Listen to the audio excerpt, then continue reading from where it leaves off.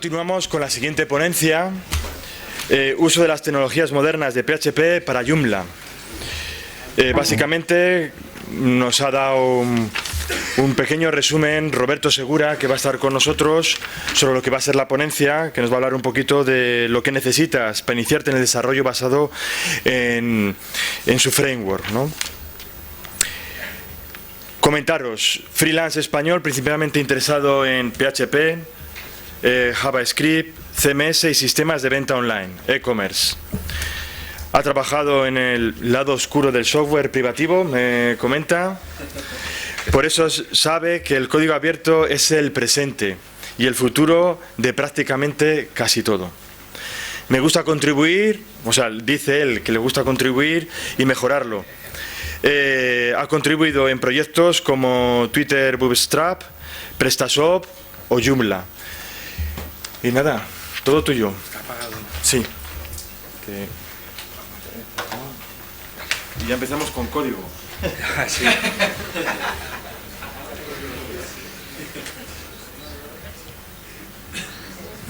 Bueno, sobre todo, ¿se me oye? ¿Sí? Sobre todo mi principal intención hoy es no asustar a nadie. Espero que conseguirlo esta vez. Y que se me entienda. He intentado ajustarme más a ver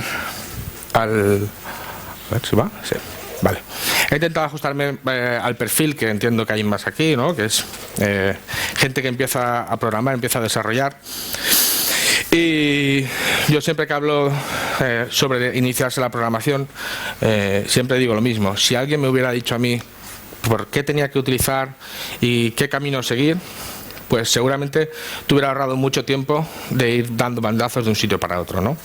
Esto es voy a recopilar una serie de herramientas que puedes utilizar y está orientado a Joomla, en lo que yo trabajo día a día, pero como veréis la mayoría de herramientas están disponibles, o sea, no es tecnología específica solo de Joomla, puedes utilizarla en Joomla y demuestra que Joomla se casa perfectamente con una tecnología moderna, pero hoy en día la modularidad de todas las herramientas que vamos a mostrar es la principal característica, ¿no? Entonces, modularidad es la palabra que más va a salir repetida en toda la presentación.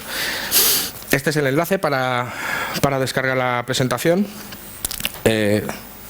Pone uso de tecnólogas, no uséis mal a las tecnólogas, ¿sabes? Porque no soportan la I con acento, pero bueno. Entonces, gracias por la presentación, Ernesto, pero yo siempre me quiero parar un poco sobre todo cuando hablamos de iniciarse la programación. Yo empecé a programar en 2011 y realmente no tenía mucha idea, ¿no? De programación. Bueno, en la facultad sí que aprendes y tal, pero en el día a día yo no tenía mucha idea de programación. Y lo que quiero transmitiros es que lo que comentaba antes, ¿no? Empezando por el buen camino, puedes llegar a un punto de evolución bastante rápido y sobre todo, como luego veremos en la otra ponencia, que no os cerréis en un mercado ni de Joomla, ni de WordPress, ni de España, ni de un país en concreto, ¿vale? Esa es mi sitio web y mi Twitter, por si queréis contactarme. Y quiero comentar a mi empresa RedWeb, que es de Dinamarca y se dedica a consultoría, pues porque me han dejado venir en jornada laboral. Entonces, principalmente tenemos que saber por qué queremos usar las tecnologías modernas, ¿no? Muchas veces nos encontramos, y en Joomla es muy común, ¿no? Estás utilizando la tecnología porque la utiliza el core, porque has empezado a utilizar una extensión como base que utilizaba esa tecnología. Pero realmente, ¿por qué? Si tú pudieras decidir qué tecnología utilizar, ¿por qué la utilizarías, no? Entonces, aquí pongo cómo tiene que funcionar, cómo se tiene que integrar, tanto a nivel personal como a nivel de trabajadores. O sea, para que a nivel personal tienes que evolucionar. Cuando utilizas una tecnología tienes que sentir realizado y saber que yo estoy utilizando algo, que voy a ver un tweet y voy a decir, eso lo utilizo yo, soy friki y lo utilizo, ¿no? Entonces, si tienes una empresa, muchas veces en España también, a la hora de estar en una empresa, no se valora que tus trabajadores tengan una evolución. Eso a nivel de Estados Unidos, a nivel de Europa, tienen muy claro que si un trabajador tuyo está evolucionando, tu empresa va a evolucionar gracias a ese trabajador. En España es bastante más difícil que pase, ¿no? Otra de las cosas que, como comentaba antes de la modularidad y de estas tecnologías modernas, es que son independientes de la plataforma. Es decir, tú vas a tener una evolución personal, vas a aprender a utilizar librerías de Composer, que luego veremos y demás, pero no te van a servir solo para Joomla, sino que tú luego eso vas a tenerlo en tu perfil, ¿no? Entonces, y teniendo en cuenta que según el Instituto Nacional de Estadística, la vida media de una empresa es de 10 años. Quiere decir que hoy estaremos trabajando en una empresa de Joomla que trabaja con X y Y de tecnologías, pero la semana que viene a lo mejor nos toquen los a WordPress, o la semana que viene a Magento. Nunca nos tenemos que cerrar a eso, y siempre que elijamos una tecnología tiene que ser porque nos produzca un beneficio a nivel económico, pero también a nivel personal, ¿no? Y cuando hablo de nivel personal, el nivel económico, sobre todo me refiero a reducir el tiempo de desarrollo. Con estas herramientas modulares lo que vais a hacer es evitaros desarrollar muchas pequeñas... lo que vais a hacer es poder utilizar muchas pequeñas librerías que tienen pruebas unitarias, es decir, que están comprobadas, que no se rompen, que son usadas ya no solo en WordPress, en Joomla, sino independientemente en otros proyectos de PHP o de Node o lo que sea. Y entonces, como tú sabes que eso lo han probado millones de usuarios, tú nunca vas a poder programar algo mejor. ¿Vale? Es algo abierto, que está utilizado, que tiene pruebas unitarias.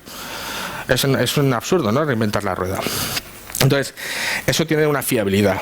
Y después, también tiene a nivel de seguridad, porque muchas veces tenemos una premura de tiempo para desarrollar X sitio o X característica, y la seguridad no se tiene en cuenta. Cuando tú utilizas una librería externa, normalmente alguien ya se ha preocupado por la seguridad, o alguien ha encontrado un fallo de seguridad que no te va a afectar a ti lateralmente, ¿no? Y luego también como marketing. Hoy en día utilizar una tecnología moderna aporta valor a tu empresa o a ti como persona, ¿no? Tanto para decir, yo estoy utilizando lo último, soy un buen programador, como a nivel de empresa, mi empresa está utilizando las últimas herramientas, ¿no? Entonces, hablando de tecnologías, y hoy en el mundo de las redes sociales es muy común encontrar una tecnología y decir, esta es la mejor tecnología, lo he encontrado, y al mes siguiente hay otra tecnología que ha sustituido a esa. Sobre todo en el mundo del frontend, en el mundo de los hipsters en general, es un mundo que cambia muy rápidamente, ¿no? Entonces, igual hoy tienes LESS, mañana tienes SAS, ya están con el post CSS.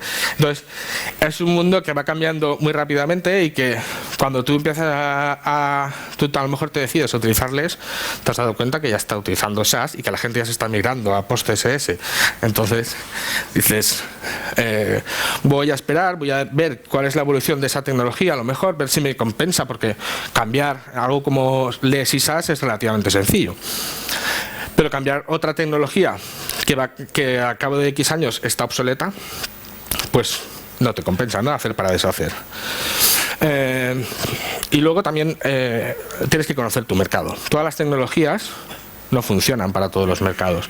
A lo mejor tu mercado, tú introduces una tecnología que para ti te parece cojonuda, pero obliga a los desarrolladores que utilizan tu extensión como base para un plugin o para lo que sea, les obliga a implementar algo que está perjudicando, que realmente les obliga a dejar de utilizar tu extensión, ¿no? Y como siempre, pregunta a tus usuarios. Si es una tecnología que afecta al rendimiento tuyo de programación, pues perfecto, porque te tienes que preguntar a ti mismo. Pero si es algo que va a afectar a tus usuarios, siempre es recomendable que tú les preguntes, o que tengas una forma de recibir el feedback de qué es lo que esperan mis usuarios de mi producto, ¿no?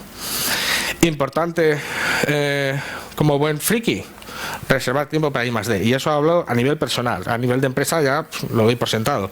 Pero a nivel personal es importante que una parte de tu tiempo la reserves para I+D.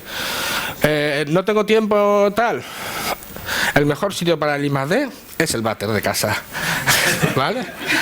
Entonces tú te coges el móvil y vas viendo Twitter o lo que sea, oh, ha salido esto. O sea, hay tiempo si lo buscas. Eso, como decía, hay que analizar la evolución de la tecnología para no invertir nuestro tiempo en una tecnología que tiene fecha de caducidad. Y luego también es importante no insertar, cuando una tecnología que elijamos afecta a nuestros usuarios, no meter muchos cambios a la vez, no obligar, o sea, permitir que los usuarios nos vayan siguiendo tecnológicamente, haciendo nuestros cambios escalables, ¿no? Entonces, mira qué cambios vas a introducir, mira cuáles te van a proporcionar un mayor rendimiento y eso, priorízalos y luego pasa a los siguientes. ¿Vale? Entonces, con lo que respecta a Joomla, para utilizar las nuevas tecnologías, pues evidentemente si vais a utilizar Joomla tiene que ser la versión 3, si utilizáis la versión 2 se muere un gatito, así que, y la versión 1.5 se mueren todos los gatos, así que no utilicéis la versión 1.5 nunca. Importante también que siempre tengáis en cuenta que el hosting es muy importante, sobre todo cuando tienes tecnologías de desarrollo que te van a permitir hacer un deploy, o sea, subir tu código directamente a un sitio web o cosas por el estilo, pues ya tiene que ser un hosting que soporte Git, que tú puedas meter mano y que sepas que te van a funcionar, ¿no? O que si tiene PHP que te lo vayan a cambiar pronto a PHP 7 para aprovechar el rendimiento y cosas así. ¿Vale? Y para eso es importante pues también tener un buen entorno de desarrollo local. Hay un montón de gente que directamente no tiene desarrollo local, que trabaja en la nube. Me parece cojonudo, pero yo no soy así. Tener un entorno local, si tú tienes una herramienta, por ejemplo, que te refresca la página web, solo el tiempo de carga de trabajar en la nube pues supone un segundo más, entonces en local siempre te va a ser más fácil cambiar la versión de PHP, probar, montar una máquina virtual para lo que sea. ¿Vale? Cuando hablamos de tecnologías, no hablamos de cualquier tecnología, hablamos de muchas tecnologías, pero incluyendo tecnologías que ya se dan por sentado en el mundo, sobre todo en Joomla, como es PHP, MySQL y demás, ¿no? Entonces, requerimientos de tecnología requieren una versión. Utilizar nuevas tecnologías o herramientas de desarrollo para PHP requieren que utilicemos versiones específicas, ¿no? Entonces, esto es la línea de mantenimiento de las versiones soportadas de PHP. La versión 5.5, que es la más extendida hoy en día, o hasta aquí estas tres versiones ocupan más o menos un 65% de los sitios web, utilizan la versión 5.3, 5.4, 5.5. Pero como veis, la versión 5.5 está a punto de acabar, o sea, antes de que acabe el año esa versión vuela. Sí, luego en el siguiente slide lo explico mejor, ¿no? Pero hoy en día lo importante son estas dos, porque una te va a dar un soporte a nivel inmediato con un soporte largo y PHP 7 porque supone un incremento de rendimiento brutal, ¿no? Entonces, ¿qué versión de PHP tienes que elegir? Pues si hablamos exclusivamente de Joomla solo requiere la versión, como versión mínima es la versión 5.3.10, ¿vale? Por temas de seguridad salió un parche que requiere la versión 5.4, pero la mayoría de versiones de Linux LTS, que son versiones con soporte largo, han migrado ese parche hacia atrás, ¿no? Entonces, con la versión 5.3.10 se supone que estás seguro, pero si no, como hemos comentado antes, la 5.3.10 está obsoleta. Utilizar un servidor, que alguien te venda un hosting con un PHP 5.3.10 debería ser denunciable, ¿sabes? Además, la versión 5.3.10 tiene una pega y es que no soporta threads, que luego los veremos, ¿no? Entonces, realmente de la versión 5.4 en adelante no es tan importante, porque no va a haber un cambio tan drástico, pero de la versión 5.3 a la 5.4 cambia mucho, sobre todo por los threads, ¿vale? La versión más común realmente es hasta la 5.5, que sería 5.3, 5.4 y 5.5, pero me niego a recomendaros una versión de PHP que va a morir dentro de 2 meses. Entonces, la versión más común, digamos que sea la 5.5 o la 5.6, en este caso recomiendo la 5.6, y luego Joomla y en general el desarrollo web en PHP 7 es un 62% más rápido. Yo espero que la migración de versiones de Joomla en el hosting es un escollo muy grande, ¿no? Entonces yo espero que la migración a PHP.7, a PHP versión 7, se haga rápida, porque como da tanto rendimiento, la gente lo va a pedir, lo va a demandar. ¿Vale? Este es básicamente el resumen. Si tienes una extensión comercial, no puedes prescindir del 65% de tu mercado. Hablamos de una versión de Joomla, pero se aplica a una versión de WordPress, por ejemplo, ¿no? Entonces, si tienes una extensión comercial, mira cuál es tu nicho de mercado y qué versiones van a utilizar esos servidores, cuáles son las más comunes. Joomla tiene una página que tiene las estadísticas de uso de versiones de PHP. Eso sería una buena orientación, aunque eso se ha incluido desde la versión 3.5, con lo cual es limitado, pero vamos, ahí ya se ve claramente. Y luego, si tienes la suerte y es un desarrollo a medida, lánzate por PHP 7 siempre. Composer, PHP, como hablaba antes, ahora nos permite, bueno, y en general el mundo de la programación se orienta a utilizar pequeñas... Yo programo una librería, que es una librería para pasarelas de pago, ¿no? Hablaba antes Pablo de los e-commerce. Pues las pasarelas de pago de e-commerce, depende de la extensión, suelen ser caras. ¿Qué pasa si yo tengo una librería que realiza toda la conexión con con Servirred, con todas las pasarelas de pago que la gente puede utilizar, y yo la libero, y es una librería abstracta que simplemente tienes una API que así utilizas mi librería, ¿no? Pues eso ya existe. Hay librerías que integran 250 métodos de pago en PHP desarrolladas. ¿Por qué me tengo que programar yo mis propias pasarelas? Me programo un wrapper, algo que comunique con esa librería que ya existe, que alguien la ha testeado, que la utilizan en WordPress, en Joomla y demás, y yo simplemente me aprovecho de esa herramienta, ¿no? Entonces, Composer es una herramienta que nos permite definir en nuestro proyecto: yo utilizo esta librería de pago, o esta librería de Symfony, o esta librería de Laravel, y utilizo la versión tal.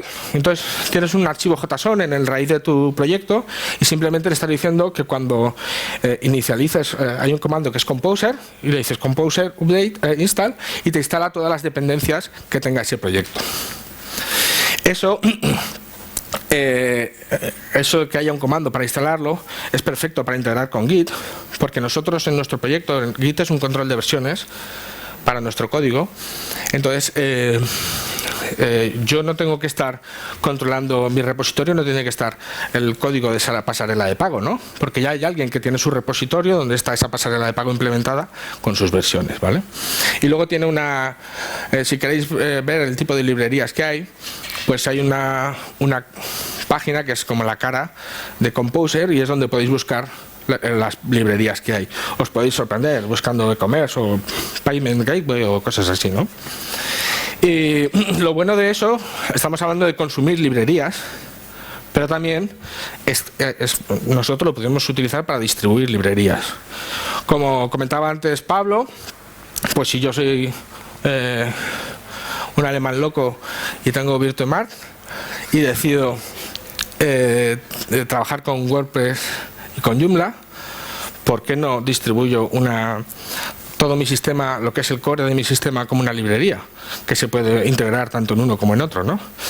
Pues ese tipo de cosas. O ya en el nivel más cotidiano tú desarrollas una librería, o yo qué sé, una tontería como un helper para trabajar con arrays, cosas así, pero tú te puedes crear una propia librería que tú vas a reutilizar en cualquier proyecto, ¿no?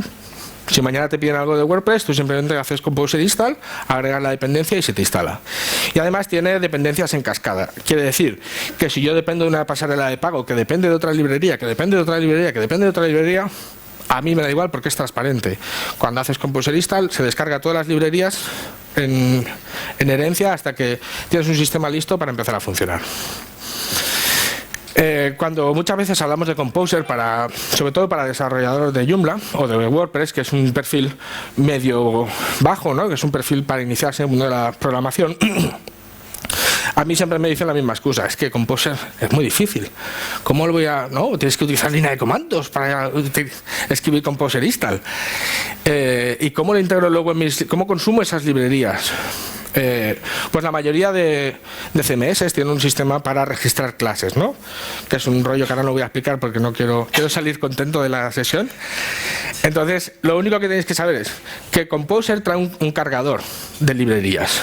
Y funciona para muchos tipos de carga, es decir, tú puedes construir nombres de clases con namespaces, puedes construir una clase larga muy fea, como quieras, pero Composer directamente ya tiene soporte para muchos tipos de carga. Y cargando con estas 3 líneas, lo que haces es que Composer se conecta a tu sistema y directamente todas las librerías las tienes conectadas, las tienes disponibles para ti, estés donde estés.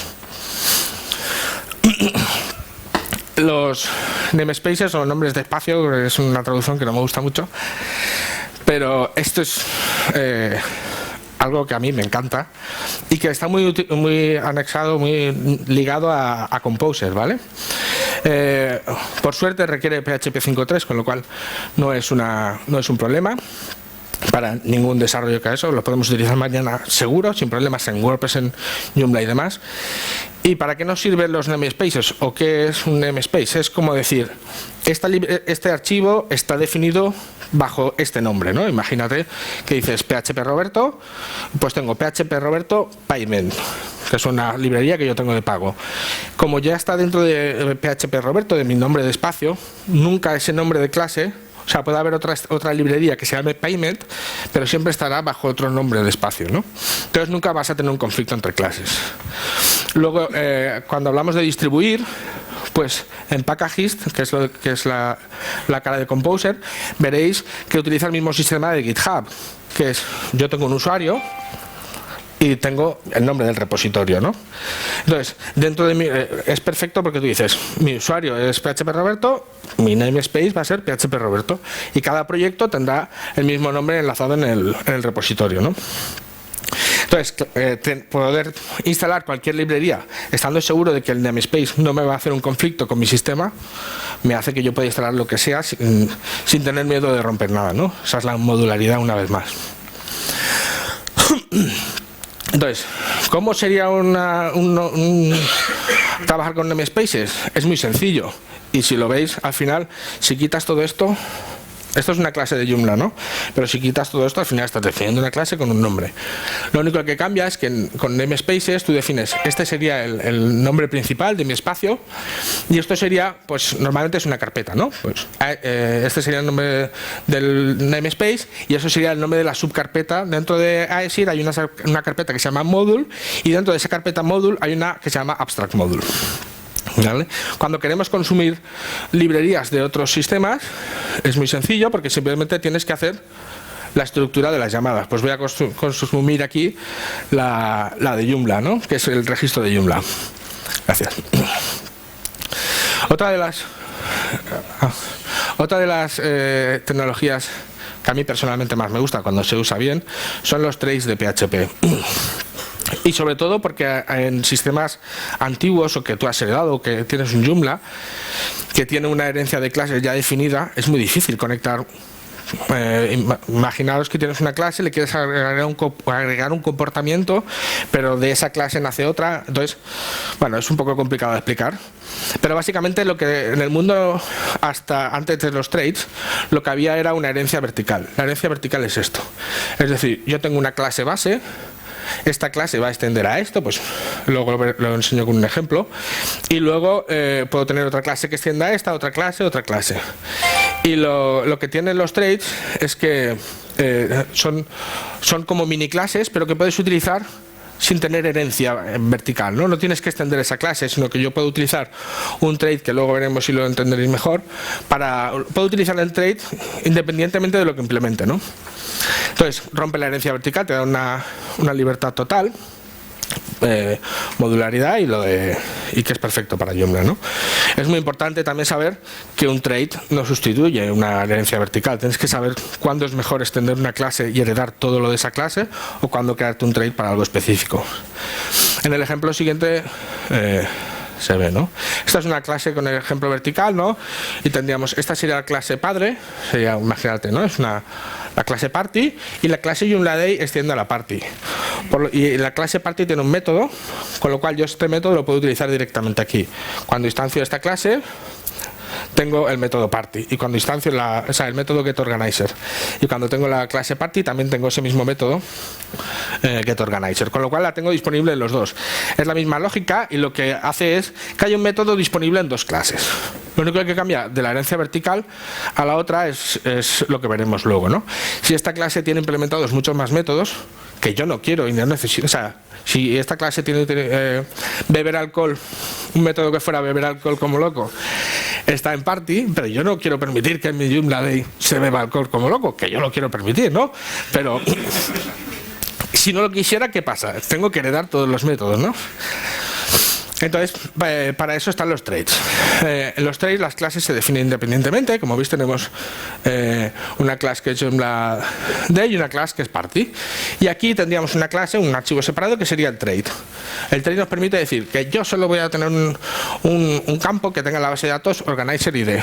Y eso lo va a tener tanto la tabla YoomlaDay como la tabla party. Con lo cual, simplemente integro ese trade en mi clase, que le digo, utiliza ese trade, y del mismo modo ya tengo disponible ese método en las dos funciones. Pero son clases completamente independientes. Ahora, esta no hereda nada de esta, sino que las dos heredan un método común a ambas.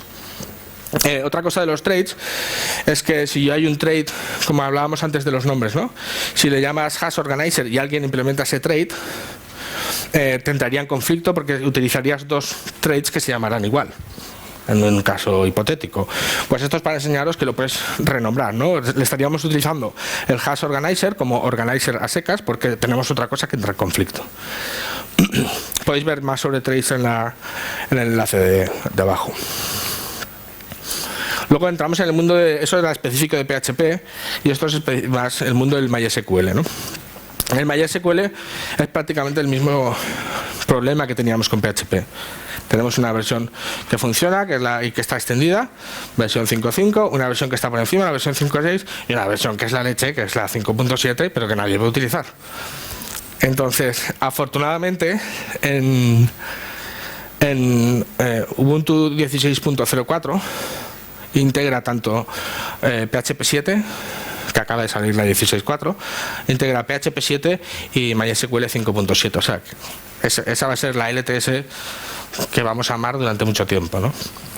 Entonces, en cuanto a MySQL pasa lo mismo que Joomla, versión 5.5.5.6, y la 5.7, que tiene un 200% de mejora en cuanto a rendimiento. Esa sería si tuviéramos elección de hacer un desarrollo a medida, que le podemos decir al cliente, necesitas un servidor con versión 5.7, ¿no? Y si dependes de algo que esté instalado en todos los hostings, pues lo normal es depender solo tener características que se pueden utilizar en la versión 5.5. Vale, otra de las tecnologías modernas es Git. Si no trabajáis con control de versiones, no es una opción, o sea, creo que es algo que tienes que aprender desde el día 1, y también es una de las cosas, yo en Git por ejemplo lo entiendo más porque es una cosa que a los desarrolladores les cuesta más empezar a utilizar porque la línea de comandos es muy compleja, ¿no? Entonces, pero tienes interfaz gráficas que hacen de intérprete con Git, es decir, te dice, estos archivos son los que han cambiado, ¿quieres actualizarlos? Sí. ¿Qué mensaje quieres que se ponga? Esto, para tontos. Y cuando ya te hayas acostumbrado a utilizar esa tecnología, entonces vas aprendiendo algún comando porque tienes un conflicto, lo que sea. ¿Vale? La dejo ahí. Es un mundo paralelo, lo de Git, pero podéis aprender desde el nivel básico, que es utilizar un programa para que lo haga todo por nosotros, o utilizar la línea de comandos. SAS. El SAS es un sistema que nos permite procesar CSS. El preproceso de CSS, si trabajáis con hojas de estilo, es muy normal tener una hoja de estilo kilométrica, que te dan ganas de asesinar al que lo ha hecho, porque busca una clase en una hoja de estilos de 3000 líneas, ¿no? O imagínate que has hecho un estilo para el body, pero tienes definidos en la línea 200 un estilo, en la línea 600 otro y en la línea 800 otro, ¿no? Entonces, para no asesinar al que lo ha hecho, existe una cosa que se llama SAS. SAS es un sistema de preproceso de los archivos SAS para que se compilen a CSS, ¿vale? Entonces, cuando hablaba antes de SAS está LES, que es la versión anterior. En Joomla está más extendido LES, pero si tienes que adaptar algo, sí o sí tenéis que utilizar SAS hoy en día, aunque como os he comentado ya hay algo que se llama PostCSS, que no voy a comentar, pero que se lo está comiendo, porque es de frontend. Todo lo que veáis de frontend es caduco. Entonces, lo bueno que nos permite SAS es que puedes tener variables personalizables, es decir, color principal. Yo defino una variable que sería color principal y le asigno un color azul, color secundario y le asigno rojo. Entonces, en las hojas de estilo simplemente llamo, en los archivos SAS se llama esa variable, con lo cual si yo mañana quiero que mi color principal sea el morado, simplemente en ese archivo SAS, que son 5 líneas, tengo definidas todas mis variables y cambio ese color. Luego también te permite agregar funciones. Las funciones son muy útiles cuando quieres aplicar un comportamiento en base a un valor o a una variable, ¿no? Entonces, por ejemplo, para aplicar un color se utiliza mucho para, yo te paso el color verde y entonces en base a unos algoritmos tú me vas a pasar un color complementario, por ejemplo, ¿no? O para sistemas de rejillas. Otra de las cosas buenas que permite es que te permite modularizar tus estilos. Ahora lo veremos. Y claro, modularizando siempre se reusa. La modularidad y la reusabilidad siempre van de la mano. Entonces, como otra característica también está que normalmente cuando tenemos que definir media queries, tenemos ese archivo template CSS kilométrico y al final del todo, con suerte, está la media queries. A lo mejor hay alguien que las ha definido en medio y tienes definidas media queries en 3 sitios. Con lo cual, buscar por qué en el móvil no se está viendo bien es un caos. Definiendo las media queries dentro de cada elemento, como veremos ahora, te aseguras que cuando vayan a editar, esto es un elemento de CSS, como veréis, no es nada, o sea, de SAS, no cambia prácticamente nada el marcado con un CSS, o sea, la excusa de utilizo CSS, o sea, no puedo aprender SAS, no es una excusa porque el marcado es igual. Es decir, tú podrías quitar esto y definir tus estilos perfectamente aquí. Y esto es para enseñaros cómo se funciona un mixin. Esto lo único que hace es cargar una media query para el dispositivo large, que es para cuando es un desktop, ¿no? Para cuando es un escritorio. Entonces, dentro del grid yo le estoy definiendo cómo funciona para el desktop, ¿no? Lo mismo para una columna. Defino la media query directamente dentro del elemento al que va a afectar y no al revés. Y lo que os decía de la modularidad, esta es una estructura de carpetas y tenemos aquí el variables, que es donde definiríamos todos los colores, y luego en las hojas de los estilos, en el main normalmente lo que hace es importar todos estos. Pero yo a nivel interno los tengo guardados, con lo cual cuando quiero modificar un formulario, ¿dónde cambio el estilo de un formulario? Ahí. Ya sé dónde está. Lo encuentro, ¿no? Entonces, esa modularidad que te permite, además, si yo mañana tengo otro proyecto que va a utilizar esos formularios o quiero ahorrar tiempo, cojo ese archivo SAS y me lo llevo, ¿no? Vale. Cuando hablamos de CSS y JavaScript, normalmente se echa en falta alguien que cargara nuestras dependencias de nuestro proyecto, ¿no? Como lo que hemos hablado antes con Composer. No voy a entrar mucho en Bower, pero simplemente es para saber si yo tengo que cargar jQuery. A Bower le digo, cárgame jQuery versión 2, y Bower se encarga automáticamente de descargarse un repositorio, al igual que hemos hecho antes con el PHP. Bower es independiente, no depende de otras tecnologías, con lo cual lo podemos utilizar como todo lo demás en WordPress y demás. Y como cosa que utilizan los frontenders, está siendo ya reemplazado por NPM. ¿Por qué? Porque en Bower no tiene dependencias. Si yo tengo una librería que depende de otra librería, que depende de otra librería, al final Bower te dice, me has pedido 3 cosas, ¿qué hago? ¿No? Y es el usuario el que tiene que decidir. Con NPM es capaz de... NPM es el gestor de paquetes de Node, que luego veremos. Pero bueno, aunque esté siendo reemplazado, Bower es una tecnología que en cuestión de minutos puedes cambiar, dejar de utilizarlo y utilizar NPM. ¿Vale? Node es lo mismo, es un gestor bueno, es un sistema de programación, de organizar nuestras librerías de forma que nosotros podamos utilizar una librería Node en otras librerías. El concepto es el mismo de todo, ¿no? Es modularidad, una librería pequeña que yo utilizo desde otra y que además tiene el gestor de paquetes, el Node Package Manager, que me va a permitir que con un comando yo defina cuál es mi proyecto, qué dependencias tengo, lo mismo, ¿no? Y como todos los sistemas que funcionan con eso, pues se integra perfectamente con Git. Otra de las nuevas tecnologías que está muy bien utilizar es un sistema de build, sobre todo para frontend, de Grunt y Gulp. Son sistemas que básicamente lo que hacen es, si tú tienes un archivo CSS, un archivo SAS, se tiene que compilar. ¿Vale? Entonces, lo que hace esto es que cuando yo guarde un archivo SAS, por detrás hay un proceso que sea Gulp, sea Grunt, lo que va a hacer es, has cambiado un archivo SAS, pues voy a compilarlo y te lo dejo guardado en la carpeta CSS, ¿no? Son mejoras que nos permiten ahorrarnos un montón de tiempo al día a día. Si no, tendría que salvar el SAS, compilarlo a mano y demás. Y luego también sirve para el JavaScript. El JavaScript también lo compilan y te lo puede dejar minimizado. No solo eso, sino que puedes verificar que si alguien ha guardado el JavaScript y tiene un error, directamente te sale un aviso. Hay un error en el JavaScript, ¿no? Y no te lo llega a compilar, falla al compilar y tú en el momento te enteras de que has introducido algo mal. No tienes que cargar el navegador, ver que no carga, mirar el inspector de la consola y demás. ¿Vale? No solo sirve para temas de frontend, yo por ejemplo lo utilizo para cuando cambio un archivo PHP se me refresca automáticamente el sitio. Grunt y Gulp es una de esas cosas frikis que no necesitáis, pero que cuando lo tienes dices mola. ¿Vale?